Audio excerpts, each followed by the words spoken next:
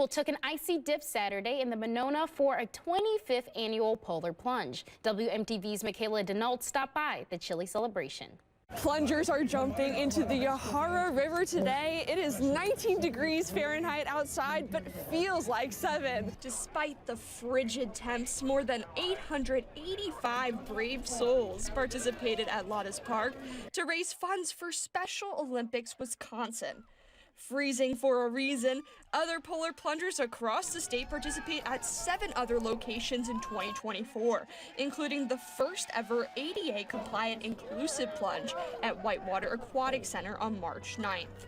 Special Olympics Wisconsin president and CEO Chad Hirschner says his favorite part is watching the community have a blast. To me, it's seeing the athletes here, it's seeing the excitement.